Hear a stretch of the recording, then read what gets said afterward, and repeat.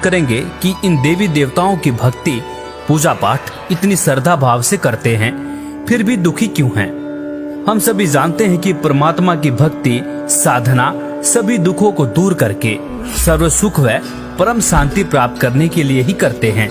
लेकिन शास्त्र अनुकूल साधना न मिलने के कारण ही कर्मों की मार से अनेक प्रकार के असहनीय कष्टों को भोगते आ रहे हैं और काल के जाल में ही फंसे हैं।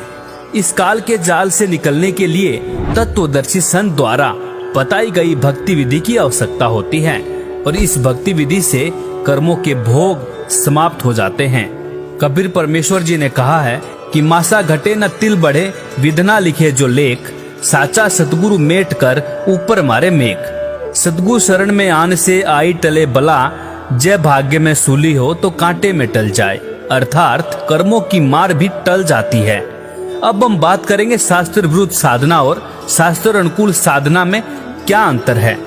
हमारे ऋषि, महर्षि, योगी, सन्यासी, सिद्ध, मुनि और महंत ये शास्त्र विरुद्ध साधना करने से हठ योगी होते हैं और कष्टदायक तप ध्यान करके ब्रह्मा, विष्णु, महेश, गणेश, दुर्गा व ब्रह्म में से किसी एक की साधना करते हैं और कराते हैं। इनका उद्देश्य सिद्धियां प्राप्त करके देवी देवताओं के लोकों को प्राप्त करना होता है और काल जाल अर्थात जन्म मृत्यु में ही रहते हैं। इस साधना से कर्मों की मार नहीं टलती है और कर्म भोगने ही पड़ते हैं। इसके विषय में कबीर साहब जी ने कहा है कि कीड़ी कुंजर और अवतारा, हरहट डोर बंधे कई बारा, ब्रह्मा विष्णु महेश्वर ताही, हरहट डोर बंधे सब आही। पीर पैगंबर कुतुब औलिया, सुरनर मुंजन ज्ञानी, एता को तो राह न पाया, जम के बंधे प्राणी। तब से राज राज मदमानम, जन्म तीसरे शुक्र स्वानम। इसीलिए कहा गया है तपेश्वरी सो राजेश्वरी, राजेश्वरी सो नरकेश्वरी।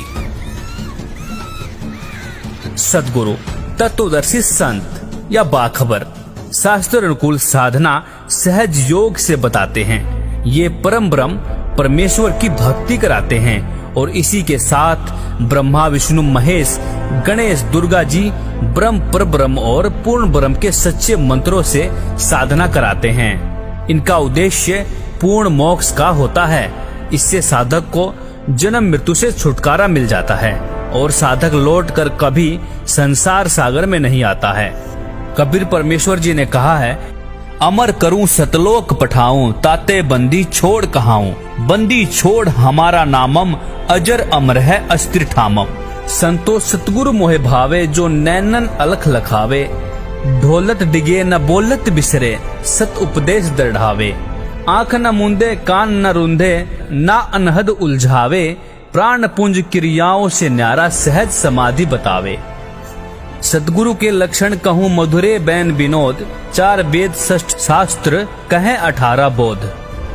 जो सतगुरु या तत्वदर्शी संत होता है वह सभी सदग्रंथों के गूढ़ रहस्यों को उजागर करके शास्त्रों के अनुसार प्रमाणित भक्ति विधि प्रदान करता है और आज के समय में शास्त्र अनुकूल साधना बताने वाले एकमात्र संत रामपाल जी महाराज जी हैं जो सदग्रंथों से प्रमाणित कंप्लीट भक्ति विधि बताते हैं। तो आइए जानते हैं संत रामपाल जी महाराज क्या भक्ति विधि प्रदान करते हैं। संत रामपाल जी महाराज प्रथम बार में श्री गणेश जी, श्री ब्रह्मा सावित्री जी, श्री विष्णु लक्ष्मी जी, श्री शंकर पार्वती जी व माता शेरावाली का जाप देते हैं, जिसका वास हमारे मानव शरीर में बने चक्रों में होता है। मूलाधार चक्र में श्री गणेश जी का वास, स्वाद चक्र में ब्रह्मा सावित्री जी का वास, नाभि चक्र में लक्ष्मी विष्णु जी का वास, हृदय चक्र में शंकर पार्वती जी का वास, कंठ चक्र में शेरावाली माता का वास और इन सब देवी देवताओं के आदि अनादि नाम मंत्र होते हैं, जिसका वर्तमान में गुरुओं को ज्ञान नहीं है। इन मंत्रों के जाप से ये पांचों चक्र खुल जाते हैं। इन चक्रों के खुलने के बाद मानव भक्ति करने के लायक बनता है। सदगुरु गरीबदास जी अपनी वाणी में प्रमाण देते हैं कि 5 नाम